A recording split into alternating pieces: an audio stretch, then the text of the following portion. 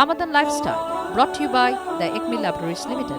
রমজানে আসলে আমাদের একটা লম্বা সময় যদি অফিসে বসে থাকতে হয় এবং আমাদের আসলে যেই প্রতিদিন আমাদের ব্যস্ততার মধ্যে আমরা একটু মাঝে মধ্যে চান্স পেলে চা খাই বা কফি খাই, সেই জিনিসটা যেহেতু হওয়ার সুযোগ হয় না।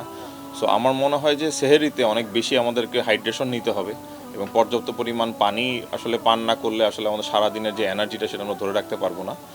আর এটার সাথে আরেকটা প্লাস পয়েন্ট হতে পারে, যেটাও আমাদের সুন্নাহ মোতাবেকও যদি আমরা বলি, যে অবশ্যই সেহরির শেষে আমরা সবাই যদি অ্যাটলিস্ট একটা করে খেজুরও খেতে পারি, সেটা কিন্তু আমাদের সারাদিনের যে এনার্জিটা দরকার during the Ramadan working time, সেটা কিন্তু আমরা আসলে ক্যারি ফরওয়ার্ড করতে পারবো এবং আমাদের সারাদিনের যে ক্লান্তি বা সেই জিনিসটা কিন্তু অনেকখানি দূর হয়ে যাবে।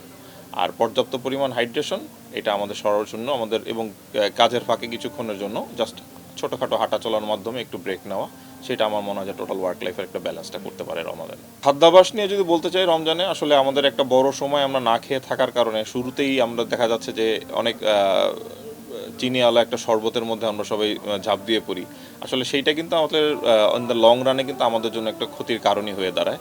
কারণ শুরুতে আমাদের একটা সুগারের পিক হয়ে যাওয়ার কারণে কিছুক্ষণ পরে আমাদের বডিতে যখন আবার এই সুগারের ডেফিসিয়েটটা হয়, তখন কিন্তু বডিটা আবার একটু আপনার নিস্তেজ হয়ে যায়।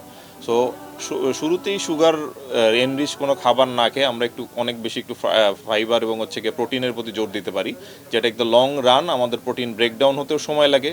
সো এই এনার্জিটাও হুট করে বেড়েও যায় না, আবার হুট করে পড়েও যায় না।